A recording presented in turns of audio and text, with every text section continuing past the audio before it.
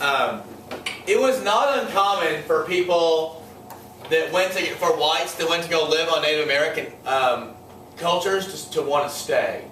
A lot of people, the feeling of like community that Native American cultures had was particularly, I guess attractive. And so Samuel Worcester was a missionary, but he wasn't leaving. And the state of Georgia said, you have to leave. You have to come off the reservation. You have to come off of this land and come back to Georgia. He didn't want to.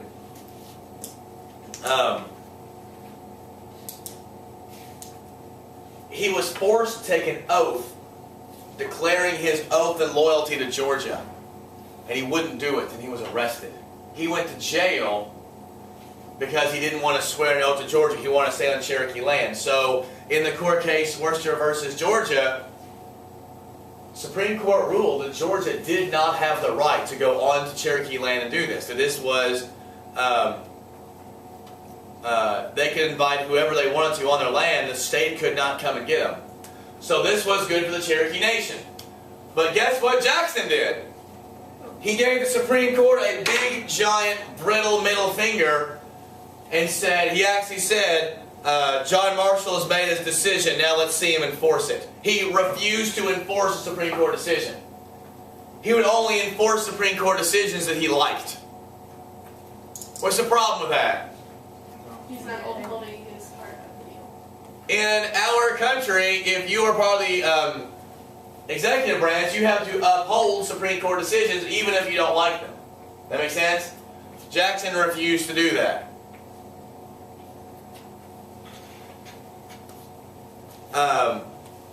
He did not enforce the decision. Worcester stayed in jail. And then we get the Trail of Tears, where the Cherokee and a few others of the Cherokee Nation are forcibly removed in the late 1830s from their land, northern Georgia, all the way to the Indian Territory on the other side of the Mississippi River. It actually, part of it goes through Kentucky. Christian County specifically, there's a big part. Do you guys know Emma Harris? Yeah. She's a senior. You know what Emma's doing this? Do you know what Emma's doing this summer? No. She's taking her horse and she's going to travel the Trail of Tears on her horse. I knew that. Oh, Poor it's a pretty horse. big deal. What? He's a poor horse. Why is a poor horse? Horses like walking. I know. I think they're not going to sprint the whole thing. Not much. Probably No because race. it's walking that much. No animal incident. Is that true? Ask the Indians. Do what? Oh. Okay, so the Trail of Tears, almost 1,000 miles, 4,000 people died of malnutrition. Many of the people were forced to march at bayonet. You're going to read a Zen chapter next week about it, and a lot of the soldiers were so embarrassed. There were diaries about like embarrassment of what the government was doing and not wanting to do it. It was really interesting the way the soldiers, some of them saw this, because they were seeing what was actually happening. In fact, 25% of the Choctaw died en route. Cholera, tons of Creek died. Remember we had talked about the Battle of Fallen Timbers clears Ohio with the Treaty of Grenville, and Tippecanoe clears Indiana. The same thing's going to happen in the Illinois and specifically the Wisconsin area in the Black Hawk Wars, early 1830s.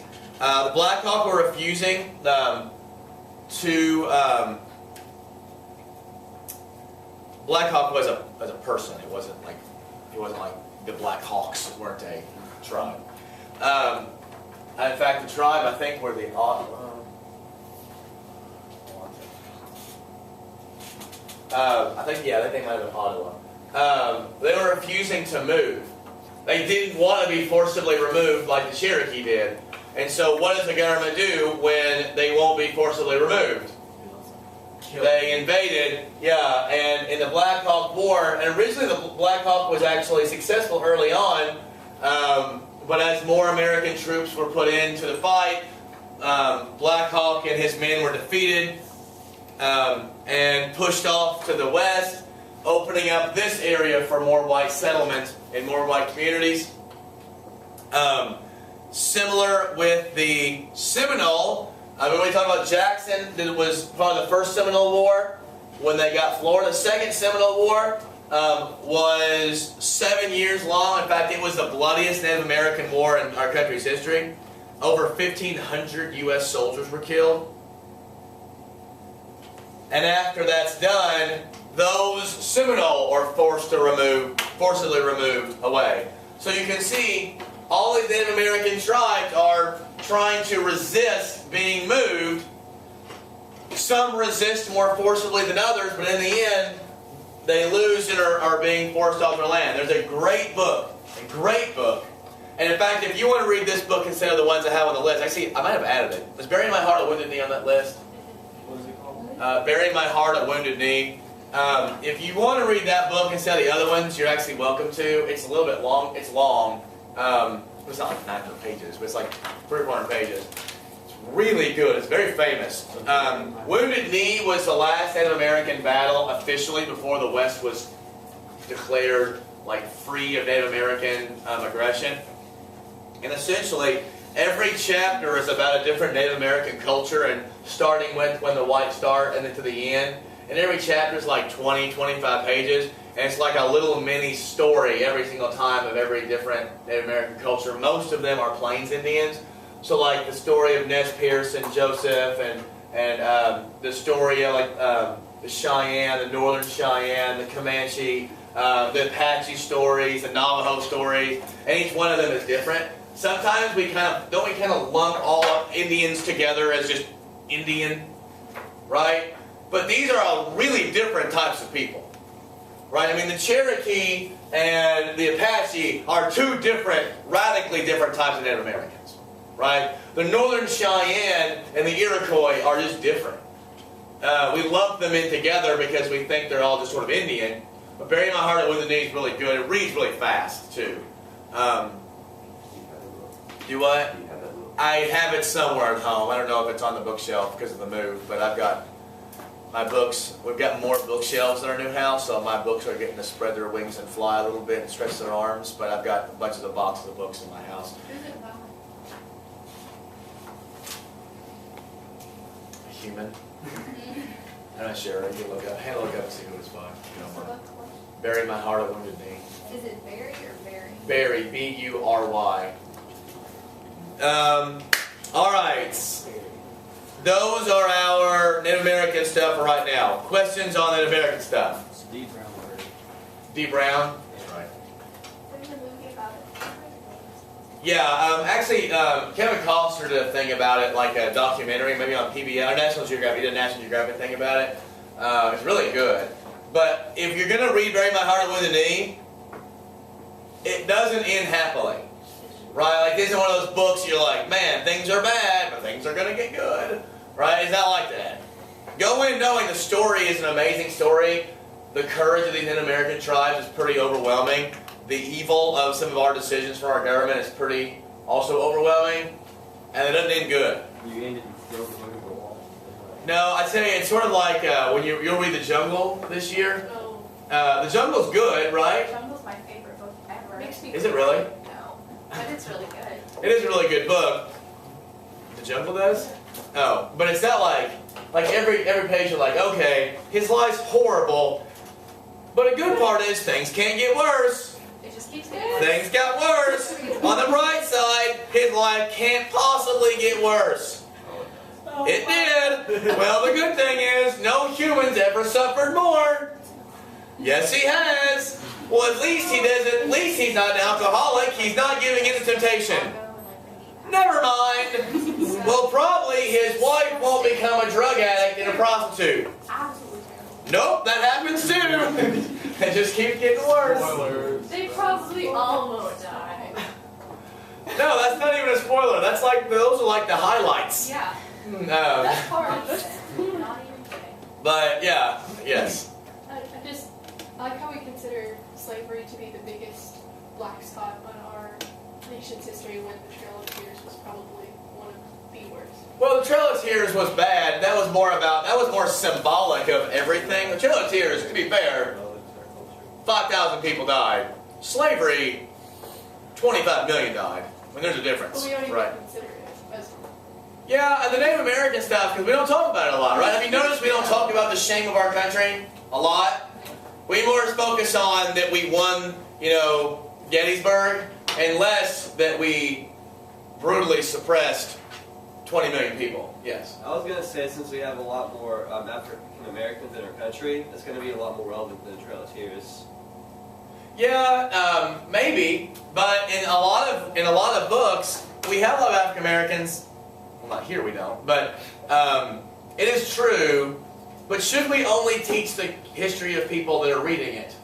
That's a weird thing, right? I will tell you that one reason why the history that you're getting is written is because of the state of Texas. There was a book called Lies My Teacher Told Me. Have I told you about that? See, textbook industry is a huge industry. Huge. Billions of dollars go into it, right? I mean, that Henrietta book costs like $120, right? $130. So what happens is every state will have a list of books that they'll be okay that students can read. It's funny, Kentucky put People's History of the United States on there, I think, because no one read it. It would not be allowed in a lot of states. In Texas, they only allow, everyone in Texas reads one textbook. The high schools do. So what ends up happening to save money is a lot of the manufacturers of history textbooks write textbooks that will be accepted by the Texas Board of Education because they want all that money.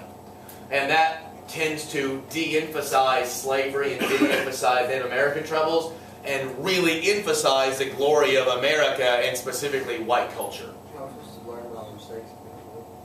Well, if you were to ask the people who make those decisions, they would say those aren't really mistakes, those are just things that led us here. That, it's bad, but it doesn't matter now.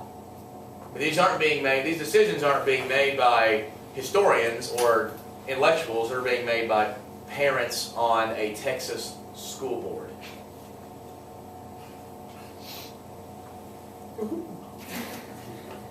And I'll give you another example, and I guess I'm biased, so take that into consideration. But there was an article in the New York Times today about a lot of the states are deciding to not participate in Obamacare. They have a set of exchanges, but some states don't. Remember I said that Medicaid would be doubled for poverty-stricken people? Some states aren't allowing that. So there are poor people in some states, Texas specifically, that under normal circumstances would get paid for it, but they don't want their state to be part of the system, so their people just aren't going to be insured. Can we just get rid of Texas? Yeah, can we It's just, not just Texas, by the way, it's most southern states. can we just And by the way, where is the greatest amount of poverty in America? In the South. The great part about it is, I told you this before, the North pays most of the taxes for the South. The South hates paying taxes and thinks the North, they hate everything the North stands for, all their taxes and liberal programs. But what keeps the South afloat? Northerners paying their taxes and the programs they set up for poor Southerners. That's awesome. Yes. So are people, like students in Texas, are they just more ignorant about history? Yeah. Well, it would depend on what you mean ignorant. Well, it depends what ignorant means. Maybe. They don't know. I mean, they know a lot more about the Battle of, they know a lot more of the Alamo than we know. Right, I know Texas history stuff more. I would say they probably, and to be fair, it's not like Kentucky is the bastion of liberal analysis historically. But also I would say that in Texas they have less opportunity to get a well-rounded view of history. I mean, I'm not going to condemn the whole state of Texas. I've only been there once, and that was to an airport. So I can't say that I've been there. But I will say that based on what I know, other students in other parts of the country have the ability to see a different history than people in Texas do. But what happens in southern places a lot, and you don't see it as much here, is in southern places with high poverty, you tend to get more private schools. They're called white flight schools. And with that, the public schools tend to be a lot more heavily poor. Obviously, places like, suburban schools is not the case, but city schools, it is. Like in New Orleans, for instance, white middle-class people, almost, a huge majority of them send their kids to private schools. Same thing in like in Memphis, in Atlanta, So what ends up happening is the public schools end up becoming very poor and very minority heavy. The north a little bit, but not as much. Like Detroit does because of that. Okay, what's the number on that? Put it in hand, fighting over the time. 15, 16. Okay, start us off. Okay.